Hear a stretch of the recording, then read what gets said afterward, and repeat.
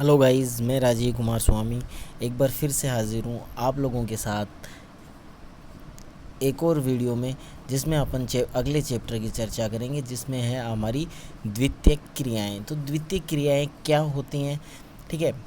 तो इस बारे में अपन इसमें चर्चा करेंगे। द्वितीय व्यवसाय क्या होता है। वैसे तो देखो, जितनी भी विनिर्माण की क्रियाएं होती हैं वो सारी की सारी द्वितीयक व्यवसाय में आती हैं। यह आपको याद रखना है कि भाई द्वितीय क्रियाएं क्या आएगा। जैसे प्राथमिक क्रिया में था ना कि प्रकृति से जुड़ी हुई जो भी क्रियाएं होंगी वो प्राथमिक क्रिया होंगी, ठीक उसी प्रकार द्वितीय क्रियाएं क्या होंगी, वे सभी क्रियाएं जो आपकी विनिर्माण से जुड़ी हुई है वो सारी की सारी द्वितीय क्रियाकलाप में आएंगी।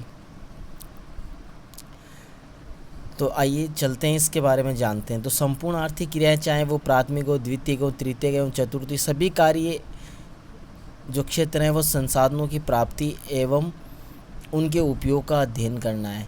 तो अगर अपन बात करें तो जितनी भी जो आपकी क्रियाएं, चाहे वो प्राथमिक क्रिया हो, चाहे वह द्वितीयक हो, तृतीयक, चतुर्थ, सभी जो क्रियाएं हैं, इन क्रियाओं का कार्य क्षेत्र जो है वो संसाधनों की प्राप्ति है।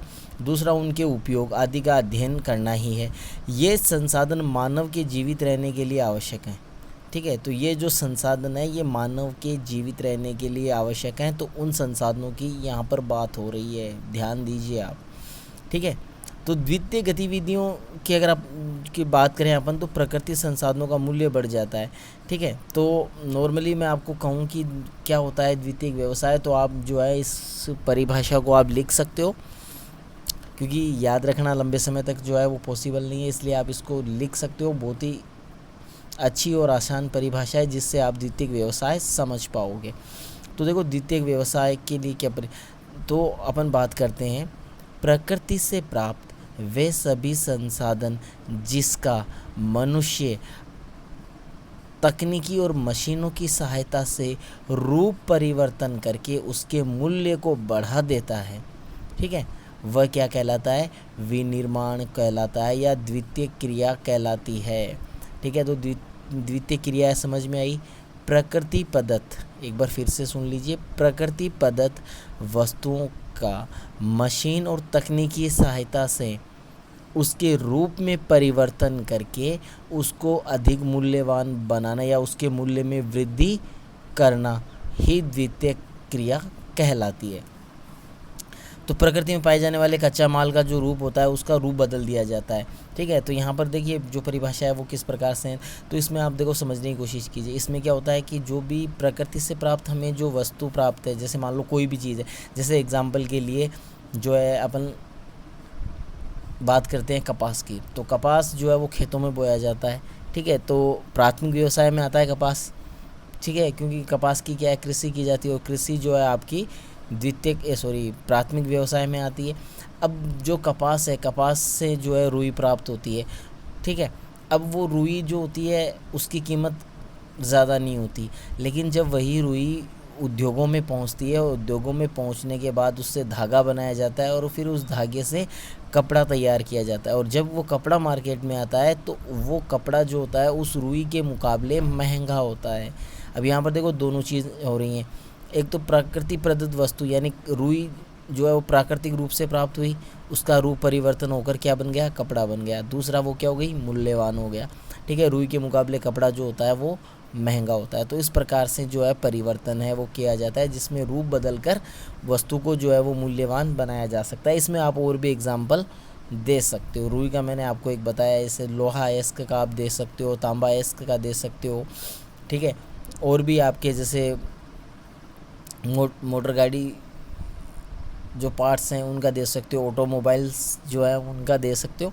काफ़ी ज़्यादा आपको यहाँ जो है उदाहरण मिल जाएंगे, तो उसमें कोई वो है नहीं। तो मतलब अपना कॉन्सेप्ट क्या है, अपना कॉन्सेप्ट है कि समझ में आना चाहिए, समझ में आना चाहिए ना, मेन चीज़ यही जो है वो जो है रहती है। तो समझने के लिए बस आपको ये याद रखना है कि प्रकृति प्रदत्त वस्तुओं का जो है रूप परिवर्तन करके उनको मूल्यवान बनाना क्या कहलाएगा, द्वितीय क्रिया कहलाएगी। चलो आगे चलते हैं। तो इसमें भी देखो कोई भी चीज़ है, कपास का ही इसमें देखो उदाहरण दे रखा है। तो इसमें इसके अलावा लोहा अयस्क का भी दे रखा है कि भाई लोहा अयस्क है उसको हम प्रत्यक्ष रूप से उपयोग नहीं कर सकते, ठीक है। और लोहा जो है वो इस्पात में बदलता है, फिर इस्पात जो है वो अलग अलग जो है चीज़ों में बदलता है। जैसे अगर इस्पात जो है वो औज़ार बनाने वाले कारखाने में जाएगा तो उससे औज़ार बनेंगे, ऑटोमोबाइल्स में जाएगा तो उससे गाड़ियाँ बनेंगी, और बर्तन उद्योग में जाएगा तो उससे बर्तन बनाए जाएंगे। तो अलग अलग जो है वो जो है आपका होता रहेगा, ठीक है। तो इस प्रकार से जो है बनते रहते हैं। खेतों, वनों, खदानों एवं समुद्र से प्राप्त पदार्थों के विषय में भी यही बात सत्य है। इस प्रकार द्वितीय क्रियाएं जो होती हैं वो विनिर्माण, प्रसंस्करण और निर्माण उद्योग से संबंधित है। तो ये जो क्रियाएं हैं वो सभी पर लागू होती हैं, चाहे वो खेतों से प्राप्त साधन हो या वनों से प्राप्त हो या खदानों से या समुद्र से, सब पे ये चीज़ जो है वो लागू होती है। तो द्वितीय क्रिया जो होती है वो विनिर्माण, प्रसंस्करण और निर्माण यानी अवसंरचना या उद्योग आदि से जुड़ी हुई है या संबंधित है। अब अपन पढ़ते हैं विनिर्माण। विनिर्माण क्या होता है? तो विनिर्माण की बात करें तो विनिर्माण का आशय है किसी वस्तु का उत्पादन होता है। विनिर्माण का जो मतलब होता है या शाब्दिक अर्थ होता है वो किसी वस्तु का उत्पादन होता है। हस्तशिल्प कार्य से लेकर लोहा व इस्पात को गाड़ना, प्लास्टिक से खिलौने बनाना, कंप्यूटर के अति सूक्ष्म घटकों को जोड़ना एवं अंतरिक्ष यान निर्माण इत्यादि सभी प्रकार के उत्पादन जो है निर्माण के अंतर्गत ही माने जाते हैं। तो यहाँ पर अगर विनिर्माण की बात करें तो हस्तशिल्प यानी हाथ से जो किए जाने वाले कार्य हैं, ठीक है। लोहा इस्पात को गाड़ना यानी जो है उसको बनाना, ठीक है। प्लास्टिक के खिलौने बनाना, कंप्यूटर का को जो है संबंधित कार्य हों, चाहे अंतरिक्ष यान से संबंधित कार्य, तो ये सभी जो कार्य हैं, ठीक है, वो सारे के सारे किसके अंतर्गत आते हैं? निर्माण के अंतर्गत आते हैं। विनिर्माण की सभी क्रियाएं में जो है कुछ सामान्य विशेषताएं होती हैं, जैसे शक्ति का उपयोग, एक ही प्रकार की वस्तुओं का विशाल उत्पादन एवं कारखानों में विशिष्ट श्रमिक जो मानक वस्तुओं का उत्पादन करते हैं। विनिर्माण आधुनिक शक्ति के साथ एवं मशीनरी द्वारा या पुराने संसाधनों द्वारा किया जा सकता है। तो विनिर्माण की बात करें तो विनिर्माण जो है उसमें जो है सभी प्रक्रियाओं में जो है कुछ सामान्य विशेषताएं होती हैं। वो क्या होती हैं? पहली जो विशेषता है जैसे शक्ति का उपयोग, विनिर्माण में शक्ति का उपयोग होता है, ठीक है। अब चाहे वो विद्युत के रूप में हो, चाहे वो कोयले के रूप में हो, चाहे वो पेट्रोल के रूप में हो, ठीक है, वो किसी भी रूप में हो सकती है, लेकिन यहाँ पर शक्ति के जो साधन हैं उनका जो है वो उपयोग जो है वो होता ही है। एक ही प्रकार की वस्तुओं का विशाल उत्पादन, ठीक है। तो एक ही प्रकार की जो वस्तु है उसका जो है विशाल उत्पादन किया जाता है, यानी एक ही प्रकार की वस्तुओं का जो है वो उत्पादन किया जाता है।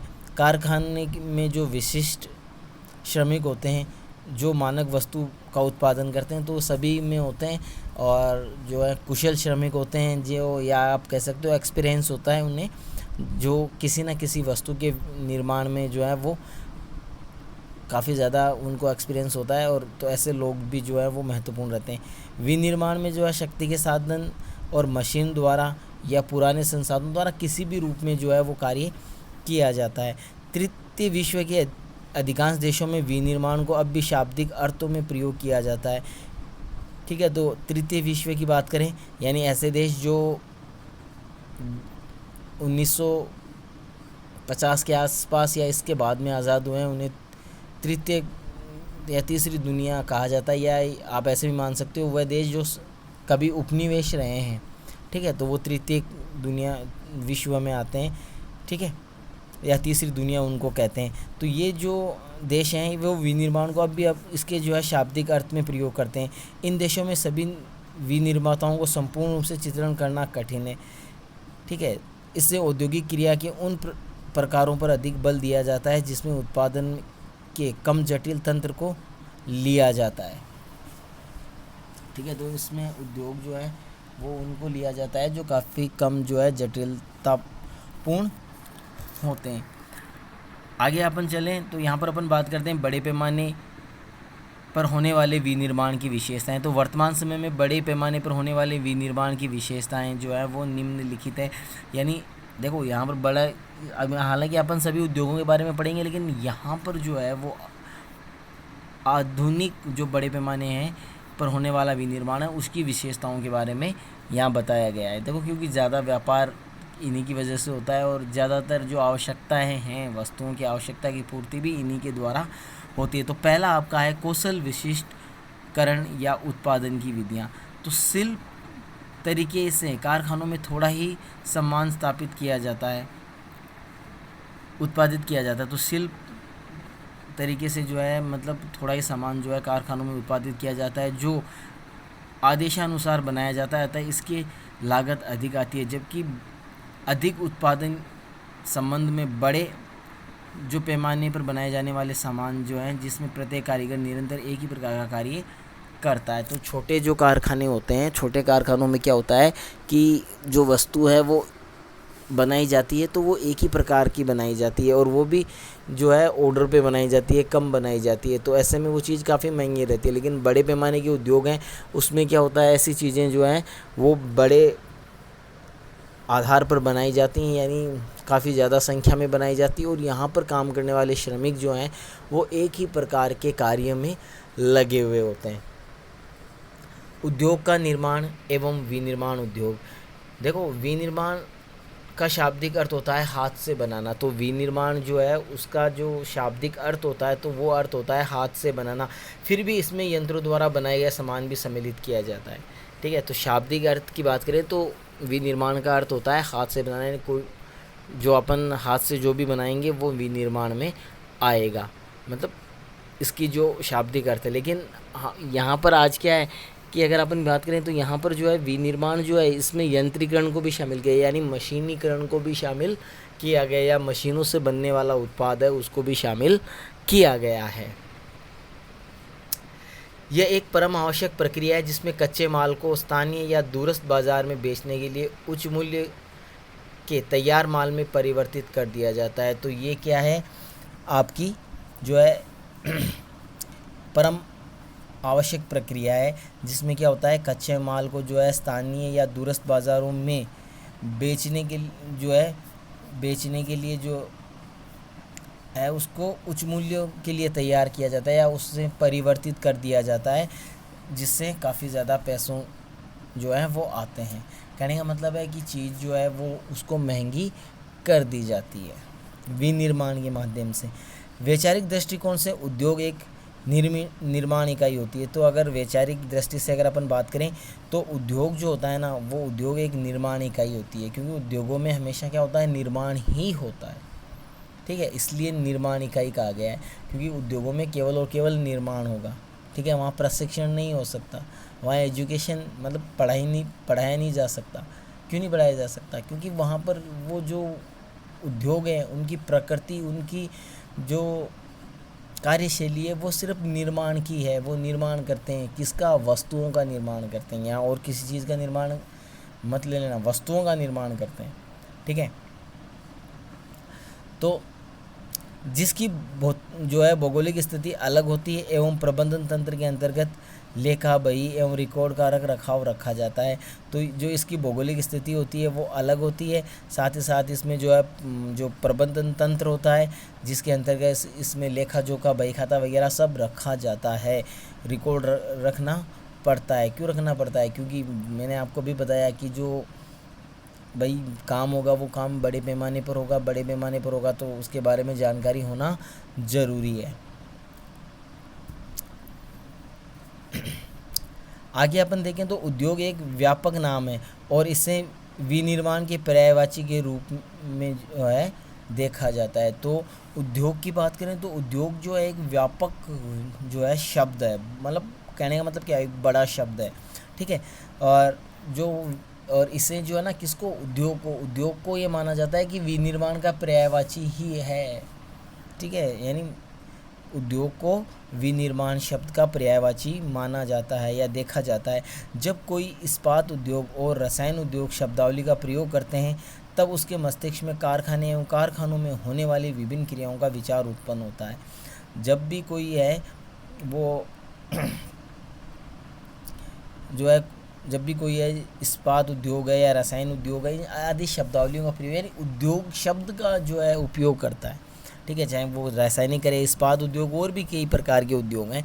तो होता क्या है, जैसे ही उनका नाम हम सुनते हैं तो हमारे मस्तिष्क में जो है कारखाने और कारखानों में होने वाले जो कार्य हैं, ठीक है, उससे संबंधित विचार उत्पन्न होने लगते हैं। लेकिन कई गौण प्रक्रियाएं जो कारखानों में संपन्न नहीं होती हैं, जैसे कि पर्यटन उद्योग, मनोरंजन उद्योग इत्यादि। तो कुछ ऐसे उद्योग भी हैं जो कारखानों में नहीं होते हैं, कारखानों के बाहर होते हैं। जैसे मनोरंजन और पर्यटन उद्योग है, तो ये जो है कारखानों में इनका निर्माण नहीं किया जा सकता। भाई पर्यटन उद्योग यानी आप पर्यटन के लिए जाओगे तो कहाँ जाओगे, कारखाने में, ठीक है, तो नहीं हो सकता। मनोरंजन है वो कहाँ होता है, सिनेमा घरों में होता है, ठीक है। आजकल तो चलो इंटरनेट का ज़माना है और आपके मोबाइल्स में आप देख सकते हो घर पर बैठ के भी, ठीक है, तो वो एक देखो चीज़ अलग है। लेकिन कारखानों में निर्माण नहीं हो सकता, ठीक है भाई आप।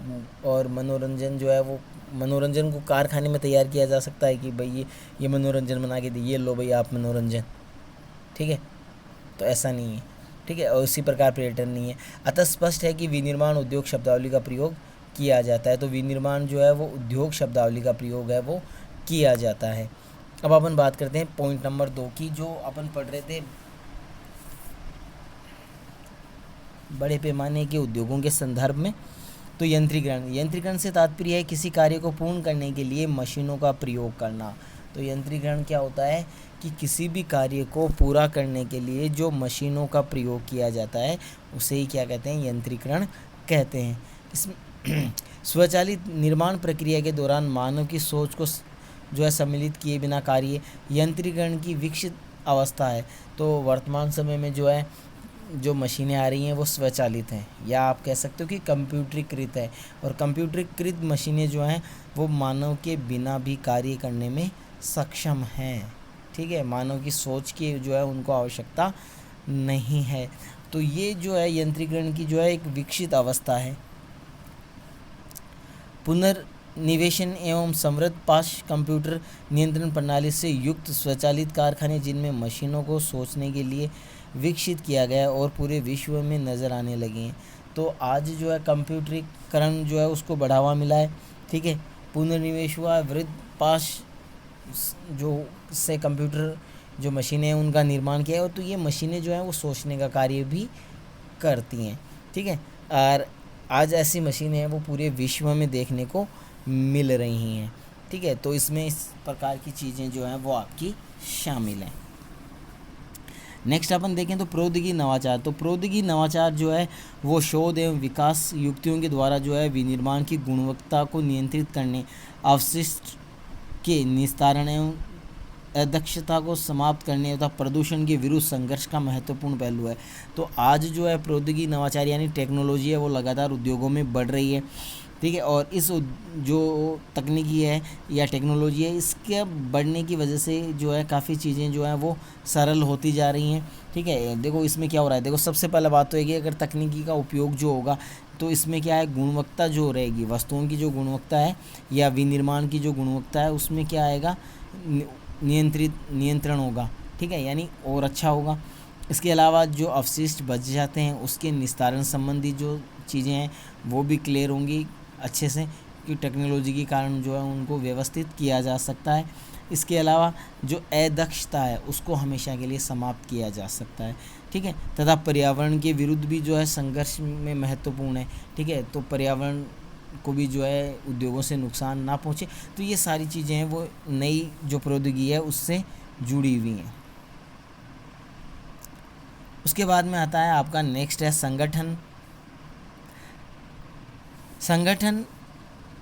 संगठनात्मक ढांचा एवं स्तरीकरण। तो यहाँ पर अपन बात करें तो आधुनिक निर्माण की विशेषताएं हैं वो कौन कौन सी हैं। देखो यहाँ पर आपके पास सामने 5 विशेषताएं दी गई। पहली है जटिल प्रौद्योगिकी यंत्र।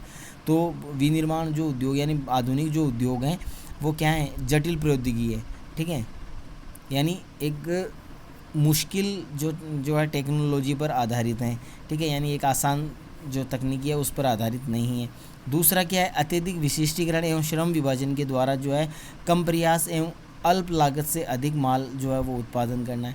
अब यहाँ पर क्या अत्यधिक विशिष्टीकरण आ गया है, श्रम विभाजन के द्वारा जो है कम प्रयास में जो है अल्प लागत में अधिक उत्पादन, यानी कम लागत में ज़्यादा उत्पादन करना जो है इनकी विशेषता बन चुका है, दूसरा है अधिक पूंजी, तो इनमें पूंजी निवेश जो है वो बहुत ही ज़्यादा होता है। क्यों? क्योंकि ये उद्योग जो होते हैं पूरी तरह तकनीकी पर आधारित होते हैं या मतलब प्रौद्योगिकी पर आधारित होते हैं, तो उसके लिए जो है वो पैसे खर्च करने पड़ते हैं, जिसमें नई नई मशीनें जो हैं वो उनको शामिल करना पड़ता है। समय समय पर जो है आधुनिक अपडेट्स जो हैं कारखानों में वो करने पड़ते हैं। माल की गुणवत्ता पर विशेष ध्यान देना पड़ता है, क्योंकि आज जो है हर एक देश जो है इस निर्माण प्रक्रिया में जो है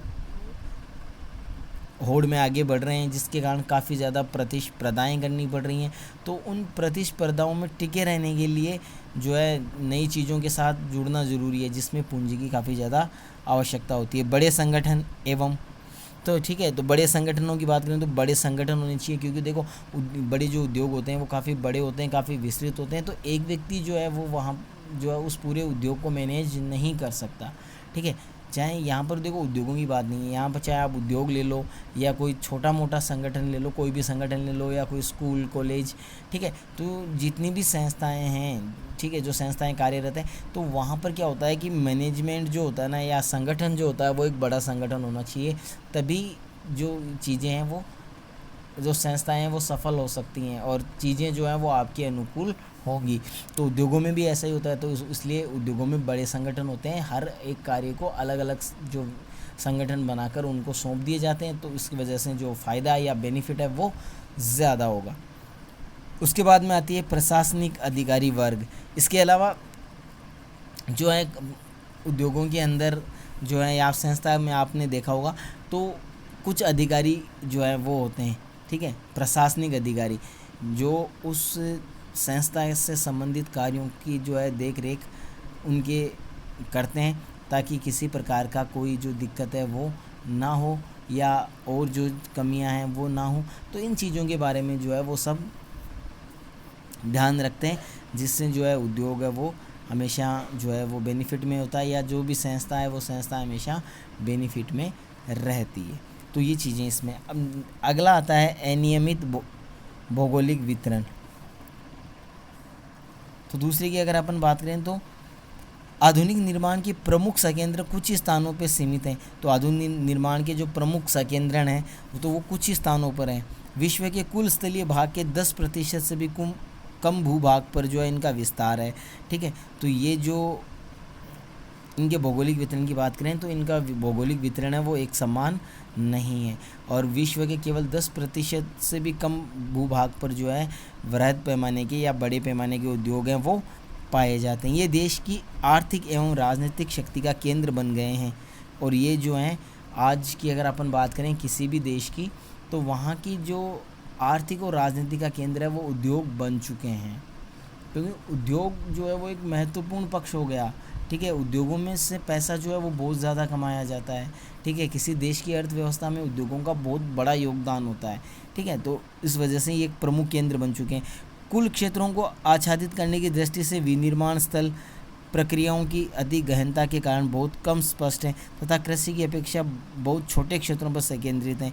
उदाहरण के तौर पर अमेरिका के मक्का पेटी में 2.5 वर्ग किलोमीटर क्षेत्र में साधारणतः 4 बड़े फर्म होते हैं, जिनमें से 10-20 श्रमिक कार्य करते हैं, जिसमें 50 से 100 मनुष्य का भरण पोषण होता है। परंतु इतने ही क्षेत्र में अनेक वृहद समकालित कारखानों को समाविष्ट किया जाता है, तो हज़ारों श्रमिकों की रोज़गार दिया जा सकता है।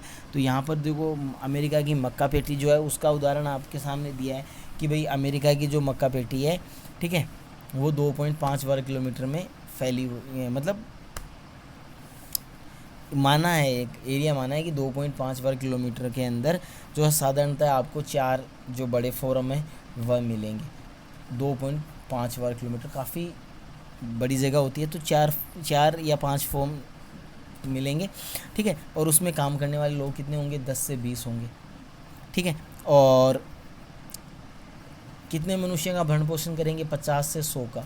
लेकिन अगर इतने क्षेत्र में अगर उद्योग हों तो यहाँ पर हज़ारों लोगों को रोज़गार मिल सकता है और भरण पोषण है वो हज़ारों का हो सकता है। तो ऐसा करना संभव है, या उद्योग की वजह से जो है काफ़ी ज़्यादा बेनिफिट्स हो रहे हैं या होते हैं।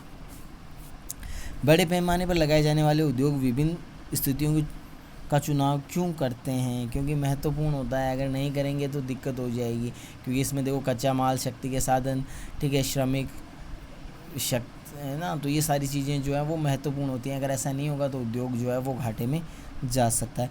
उद्योग अपनी लागत घटाकर लाभ को बढ़ाते हैं, इसलिए उद्योगों की स्थापना उस स्थान पर की जानी चाहिए जहाँ पर उत्पादन लागत कम आए। उद्योग की स्थिति को प्रभावित करने वाले कारक जो है वो निम्न हैं, ठीक है। तो अब यहाँ पर ये आपके हो गए हैं। अब एक नया जो टॉपिक आया वो ये है कि जो उद्योग है उनकी स्थापना के बारे में अपन यही चर्चा कर रहे थे। तो उद्योगों की जो स्थापना है, उन स्थापना के को जो है कुछ भौतिक कारक आप कह सकते हो, यानी कुछ कारक ऐसे कारण हैं जो उद्योगों की अवस्थिति को प्रभावित करते हैं, यानी उद्योग जो हैं वो प्रभावित होते हैं उनसे। क्यों होते हैं, किस कारण से होते हैं, तो आइए अपन देखते हैं ये कारण कौन कौन से हैं। तो नंबर 1 कारक की बात करें, तो नंबर 1 कारक की अगर अपन बात करें तो पहला आता है बाज़ार तक अभिगम्यता। उद्योगों की स्थापना में सबसे महत्वपूर्ण कारक जो है इसके द्वारा उत्पादित माल जो होता है उसके लिए उपलब्ध बाज़ार का होना, ठीक है। यानी कोई भी उद्योग है वो उसी स्थिति में किसी स्थान पर स्थापित होगा कि वहाँ से उस उद्योग का जो माल है वो उस बाज़ार में उसकी खपत आसानी से हो सके। बाजार से तात्पर्य उस क्षेत्र में तैयार वस्तु की मांग वहाँ के निवासियों में खरीदने की क्षमता से है, ठीक है। तो यहाँ पर बाज़ार का मतलब मार्केट नहीं है, यहाँ बाज़ार का मतलब है कि जो वस्तु जो है उस उद्योग में निर्मित हो रही है, उस उद्योग में जिसका निर्माण हो रहा है, तो वो जो वस्तु जो है आपकी, ठीक है, वो वस्तु की मांग कितनी है और वहाँ के जो लोग हैं, यानी वहाँ रहने वाले जो उस क्षेत्र में रहने वाले लोग हैं उनकी क्रय शक्ति कितनी है, ठीक है भाई। क्रय शक्ति अगर ज़्यादा होगी तभी माल ज़्यादा बिकेगा, अगर क्रय शक्ति कम है तो ऐसी कंडीशन में माल कम बिकता है, ठीक है। दूरस्थ क्षेत्र जहाँ कम जनसंख्या निवास करती है, छोटे बाज़ारों से युक्त होते हैं, ठीक है। यूरोप की अगर अपन बात करें तो यूरोप, उत्तरी अमेरिका, जापान एवं ऑस्ट्रेलिया क्षेत्र जो है वृहद वैश्विक बाज़ार हैं, क्योंकि इन क्षेत्रों में लोगों की क्रय शक्ति अधिक है। तो यूरोप की बात कर लें, अमेरिका की बात कर लें, जापान की बात करें, ऑस्ट्रेलिया की बात करें, तो यहाँ पर जो है वो उद्योग जो हैं वो स्थापित ज़्यादा क्यों हैं और क्यों यहाँ पर जो है ऐसी परिस्थितियाँ हैं। तो इसका कारण ये है कि वहाँ के जो लोग हैं उनकी क्रय शक्ति है वो ज़्यादा है। क्रय शक्ति ज़्यादा होने की वजह से वहाँ उद्योग जो हैं वो ज़्यादा पनपे हैं। अब क्रय शक्ति ज़्यादा क्यों है, क्योंकि उनकी आय ज़्यादा है, यानी वहाँ की प्रति व्यक्ति आय ज़्यादा है, इसलिए वहाँ पर क्या होगा भाई, जाहिर सी बात है कि जहाँ की जिन व्यक्तियों की आय ज़्यादा होगी तो वहाँ वो जो मतलब चीज़ों को आसानी से खरीद सकते हैं, जिनकी आय कम होती है वो नहीं खरीद पाते। जैसे मान लो एग्जाम्पल के लिए अगर अपन बात करें, अगर एक व्यक्ति जो है वो ये मान के चलो कि 1 से 1.5 लाख रुपए पर मंथ कमा रहा है, ठीक है, और एक व्यक्ति है जो सिर्फ 10 से 15 हज़ार रुपये पर मंथ कमा रहा है। अब अगर क्रय शक्ति की बात करें, जैसे मान लो कोई एसी है, ठीक है, कोई एसी है तो एसी खरीदना या फ्रीज खरीदना, कोई भी एक ले लें, ठीक है, तो वो खरीदना है। चलो एसी और फ्रीज दोनों ही रहते हैं, तो एसी और फ्रीज वो जो 1.5 लाख वाला जो व्यक्ति है जो पर मंथ कमा रहा है, तो वो एक आसानी से उसको परचेज कर लेगा। क्यों? क्योंकि एक फ्रीज की कीमत कितनी होती है, लगभग 20-25 हज़ार रुपये, तो एक एसी की कितनी होती है, वही 50-60 हज़ार रुपये। तो उन दोनों को ख़रीदने के बाद में भी उसके पास पैसे बचते हैं। लेकिन अगर अपन बात करें उस व्यक्ति की जो 10 से 15 हज़ार रुपये कमा रहा है, तो क्या वो खरीद पाएगा? क्या वो एसी फ्रिज खरीद पाएगा? नहीं खरीद पाएगा। क्यों नहीं खरीद पाएगा? क्योंकि उसकी क्रय शक्ति इतनी है ही नहीं, ठीक है, क्योंकि उसकी सैलरी कितनी है भाई, 15 हज़ार है, और एक फ्रीज की कीमत मान लो 15-20 हज़ार रुपये होती है, तो उसकी तो पूरी सैलरी चली जाएगी, ठीक है। बाकी की जो और चीज़ें हैं, जो मूलभूत आवश्यकताएं हैं, वो उनकी पूर्ति कहाँ से करेगा, ठीक है। तो इस वजह से जिन लोगों की आय ज़्यादा होती है उन लोगों की क्रय शक्ति होती है वो ज़्यादा होती है। दक्षिण एवं दक्षिण पूर्वी एशिया के जो घने बसे हुए प्रदेश हैं वृहद बाज़ार उपलब्ध करवाते हैं। कुछ उद्योगों का जो है व्यापक बाज़ार होता है, जैसे कि वायु निर्माण एवं शस्त्र निर्माण, ठीक है। तो कुछ जो उद्योग जो हैं तो दो आपका जो दक्षिण पूर्वी एशिया है वो एक बड़े बाज़ार के रूप में है। क्यों बड़े बाज़ार के रूप में? क्योंकि यहाँ की जो पॉपुलेशन है वो बहुत ही ज़्यादा है, इसलिए ये विश्व के सबसे बड़े बाज़ार में से एक है। लेकिन यहाँ पर देखो कुछ उद्योग ऐसे हैं जिनके ऊपर जो है बाज़ार की जो व्यापकता है उसका प्रभाव नहीं होता है, ठीक है, या वो व्यापक बाज़ार से जो है वो प्रभावित नहीं होते, ठीक है, जैसे वायु निर्माण एवं शस्त्र निर्माण उद्योग, ठीक है। उसके बाद में अपन नेक्स्ट देखते हैं कच्चे माल की अभिगम्यता, ठीक है। तो पहला आपने देख लिया कि बाज़ार की अभिगम्यता, दूसरा अपन देखेंगे कच्चे माल की अभिगम्यता। उद्योगों के लिए कच्चा माल अपेक्षाकृत सस्ता एवं सरलता से परिवहन योग्य होना चाहिए। भारी वजन, सस्ते मूल्य एवं वजन घटने वाले पदार्थ पर आधारित उद्योग कच्चे माल के स्रोत के स्थल के समीप स्थापित होते हैं, ठीक है। तो कच्चा माल जो होता है वो महत्वपूर्ण होता है। क्यों महत्वपूर्ण होता है? तो देखो कच्चा माल जो होता है ना, कुछ कच्चा माल जो है काफ़ी भारी होते हैं, ठीक है, वजन हांस वाले होते हैं, ठीक है। तो ऐसे जो उद्योग जो होते हैं, तो और दूसरा क्या होता है, वो जो संसाधन, जैसे मान लो एग्जांपल मैं आपको देता हूँ, एग्जांपल से समझो, इस चीज़ को छोड़ो। जैसे अगर अपन बात करें लोहा इस्पात उद्योग की, तो लोहा इस्पात उद्योग के लिए अपन कच्चे माल की बात करें तो लोहा इस्पात उद्योग के लिए कच्चा माल चाहिए लोहा अयस्क, ठीक है। उसके बाद में कोयला, मैग्नीज, ठीक है, चूना पत्थर। तो ये कुछ प्रमुख जो हैं कच्चा माल हैं जो क्या होंगे लोहा इस्पात उद्योग के लिए चाहिए। अब ये जो सभी कच्चे माल हैं वो सारे के सारे भारी हैं, ठीक है, यानी ये जो कच्चा माल है ये भारी है, ठीक है, यानी इसमें वज़न काफ़ी होता है। दूसरा ये वज़न हांस भी है, ठीक है।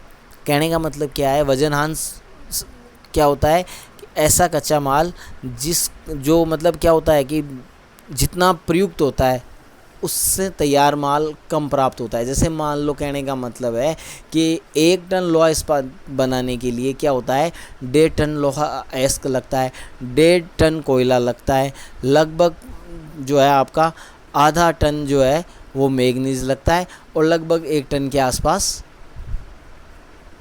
चूना पत्थर लगता है। तो कितना हो गया, टोटल माल कितना हो गया, ठीक है, 4-5 टन हो गया, और उससे तैयार माल कितना होगा, 1 टन होगा।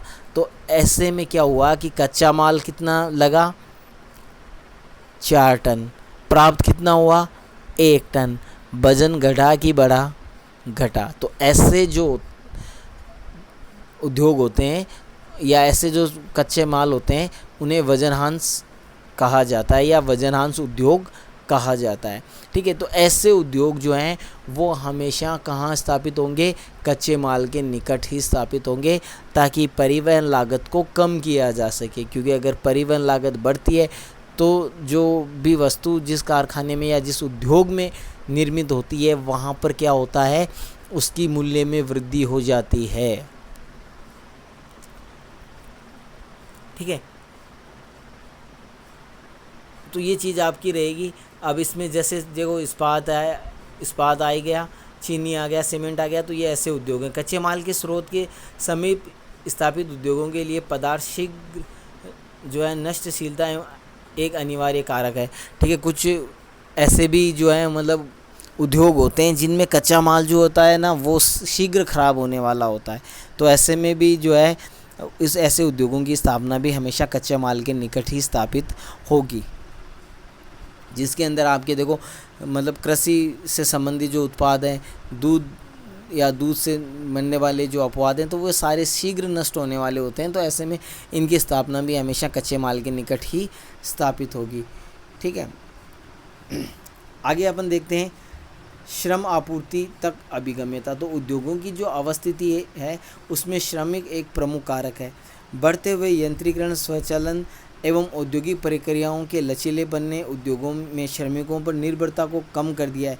फिर भी कुछ प्रकार के उद्योग में अभी भी कुशल श्रमिकों की आवश्यकता होती है। तो अगर उद्योगों की अपन बात करें तो उद्योगों में श्रमिक जो है वो महत्वपूर्ण होते हैं, ठीक है। आज हम मानते हैं कि जो है स्वचालित मशीनें आने की वजह से जो है श्रमिकों के ऊपर जो है निर्भरता है वो कम हुई है, ठीक है। तो इसमें कम हुई है, न कि पूरी समाप्त हुई है, ठीक है। आज भी जो है उद्योगों को चलान जो है चलाने के लिए श्रमिकों की आवश्यकता पड़ती है। अब स्वचालित मशीनें तो आ गई, लेकिन उन स्वचालित मशीनें जो होती हैं वो अपना काम तो कर लेती हैं, लेकिन उस काम को करने के लिए उनको चालू या बंद करना पड़ता है, यानी कमांड जो है वो किसके द्वारा दी जाती है, मानव द्वारा दी जाती है, इसलिए श्रमिकों की आवश्यकता पड़ती है। तो उद्योगों की स्थापना हमेशा ऐसे क्षेत्रों में होगी जहाँ पर आसानी से श्रमिक जो हैं वो उपलब्ध हो सकें। अगर मान लो आसानी से श्रमिक उपलब्ध नहीं होते हैं, ऐसे में जो श्रमिक है वो बाहर से मंगवाने पड़ते हैं, जो काफ़ी ज़्यादा महंगे पड़ते हैं, क्योंकि बाहर से आएंगे तो वो पैसे ज़्यादा लेंगे, और जो मतलब उसी क्षेत्र में या स्थानीय जो लोग होते हैं वो पैसे कम लेते हैं। तो इस वजह से जो है श्रमिक भी जो है एक महत्वपूर्ण टॉपिक रहता है उद्योगों की अवस्थिति में। उसके बाद में आता है शक्ति संसाधन तक अभिगम्यता। तो शक्ति संसाधन, तो उद्योगों की बात करें तो आपको विदित है कि उद्योगों में जो है शक्ति की आवश्यकता होती है। क्यों होती है? क्योंकि उद्योगों में काम करने वाली मशीनें हैं वो शक्ति के संसाधनों द्वारा ही संचालित होती हैं। अब इसमें आपकी जो शक्ति के साधन है वो पेट्रोल, कोयला, बिजली जो है वो हो सकते हैं, यानी तीनों में से कोई भी हो सकता है, ठीक है, लेकिन पहुंच ज़रूरी है, ठीक है। यानी कहने का मतलब क्या है, शक्ति के जो साधन है वो जहाँ विकसित अवस्था में होंगे वहीं उद्योगों की स्थापना होगी, ठीक है। जैसे मान लो एक एग्ज़ाम्पल अपन लें, ठीक है, जैसे आप भारत के जो है लोह इस्पात उद्योगों का अगर आप वर्णन करोगे, जब पढ़ेंगे अपन, जब भारत का भूगोल अपन पढ़ेंगे तब, ठीक है, तो मैं आपको बताऊं तो भारत के जितने भी उद्योग जो लोह इस्पात उद्योग हैं उनकी स्थापना जो है कोयला खदानों के निकट ही की गई है। क्यों की गई है? क्योंकि वहाँ से आसानी से शक्ति के साधन है वो उपलब्ध हो जाए, ठीक है, क्योंकि वही बात है, अगर दूर होगा तो कोयले का परिवहन है वो दूर से करना पड़ेगा, ठीक है। यहाँ पर भी एग्जाम्पल दिया हुआ है कि एल्यूमिनियम उद्योग जो है प्राचीन समय में कोयला प्रमुख शक्ति साधन था, पर आज तक जो है जल विद्युत एवं खनिज तेल की कई उद्योगों के लिए शक्ति का महत्वपूर्ण साधन बन गए, ठीक है। तो आज अगर अपन एल्यूमिनियम की बात करें तो एल्यूमिनियम उद्योग की स्थापना है वो कहीं पे भी की जा सकती है, क्योंकि इसमें जो है विद्युत का प्रयोग किया जाता है और विद्युत को आसानी से दूसरी जगह जो है स्थानांतरण जो है आसानी से किया जा सकता है। ये पेट्रोल और कोयले की तुलना में क्या होती है, सस्ती होती है। तो ये जो कुछ ऐसे जो उद्योग हैं जो बिजली वगैरह पर जो है वो आधारित हैं, तो उनकी स्थापना जो है वो कहीं पे भी की जा सकती है। लेकिन फिर भी देखो यहाँ पर ये मानना होगा कि शक्ति के साधन हैं वो उद्योगों की अवस्थिति में अपनी भूमिका निभाते हैं। उसके बाद में आती है परिवहन एवं संचार सुविधाओं तक अभिगम्यता। तो यहाँ पर अपन देखें तो देखो कि कच्चा माल जो होता है उसको फैक्ट्री तक यानी कारखानों तक लाने और तैयार माल को बाज़ारों तक पहुँचाने के लिए किसका उपयोग किया जाता है? परिवहन के साधनों का उपयोग है वो किया जाता है।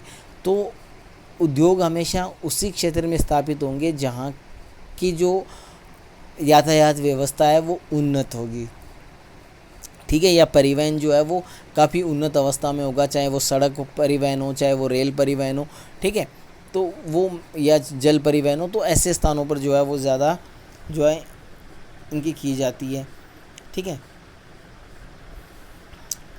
और ये उद्योगों के विकास के लिए जो है परिवहन का विकास होना अत्यंत आवश्यक है या परम आवश्यक है, क्योंकि अगर उद्योग जो है वो आपका जो परिवहन है वो अगर विकसित अवस्था में नहीं है तो उस क्षेत्र में जो उद्योगों की जो बात करें विकास की तो वो संभव नहीं है।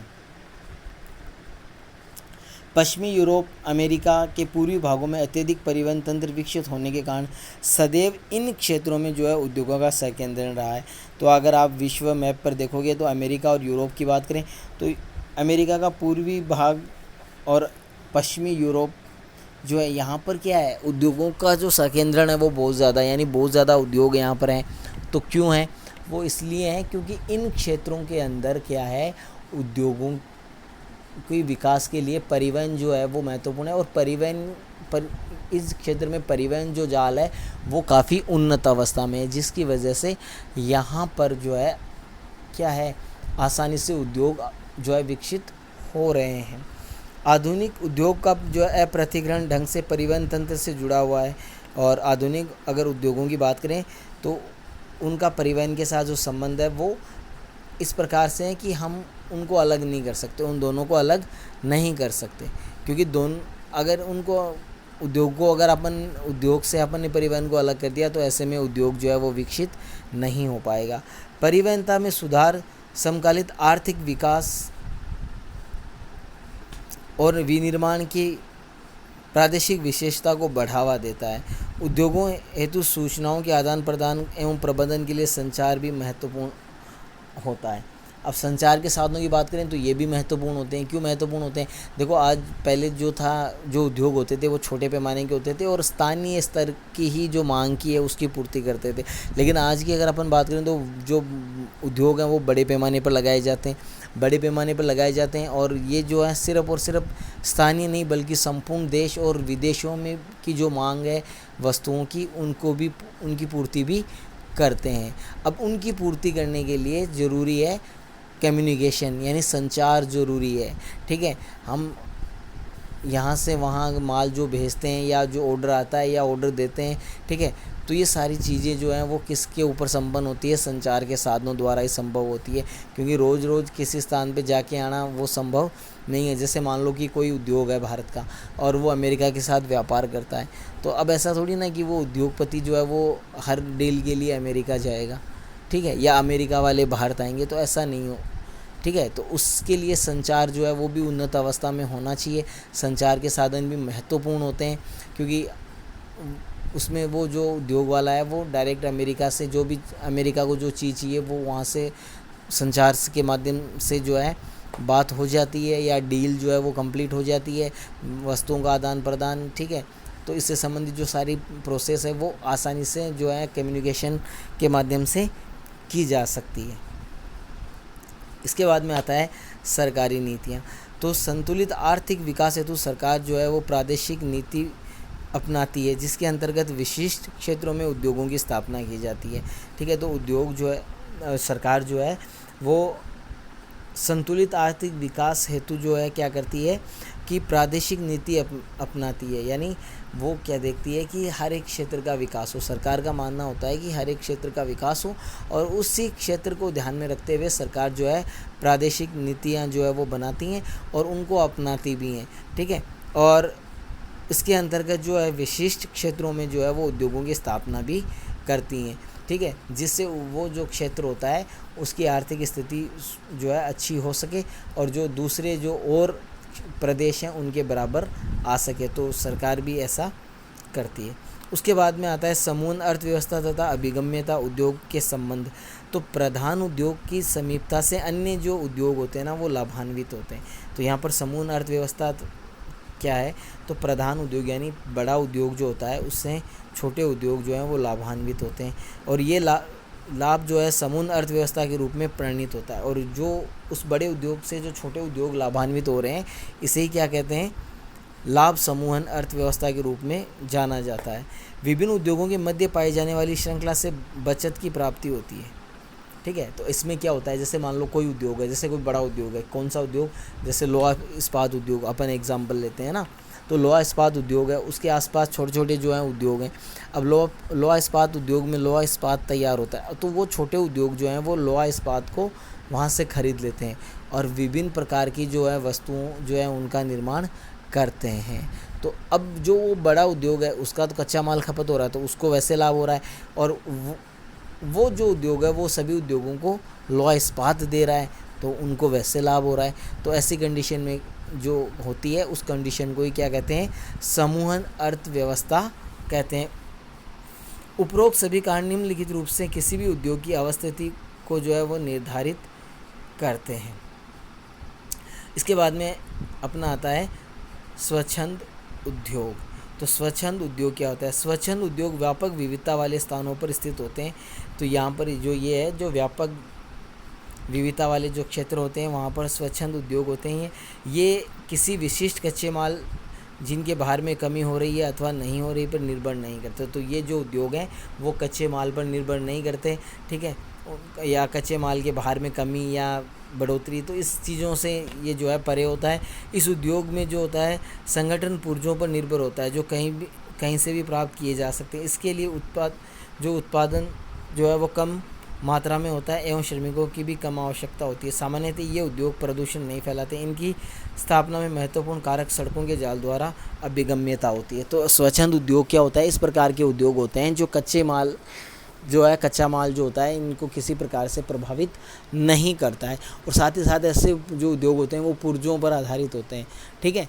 तो ऐसे उद्योग जो होते हैं वो ना तो पर्यावरण प्रदूषण भी ये नहीं फैलाते और श्रमिकों की आवश्यकता भी कम होती है। तो ऐसे उद्योगों को स्वच्छंद उद्योग कहा जाता है, जो किसी भी चीज़ के ऊपर निर्भर ना करें, ठीक है। जो अपन ने औद्योगिक कारक पढ़े हैं उन कारकों में से जो है ये किसी चीज़ पर निर्भर नहीं करते, तो इनकी अवस्थिति है वो कहीं पे भी की जा सकती है, ठीक है। और ये इनका जो विकास है वो विकास जो है सड़क जो परिवहन है उसका विकास के कारण जो है ये उद्योग जो है वो विकसित हो पाया है। जहाँ तो या उन क्षेत्रों में जहाँ पर सड़क परिवहन जो है विकसित अवस्था में है तो ये उद्योग जो है वो वहाँ पर जो है फल फूल सकता है।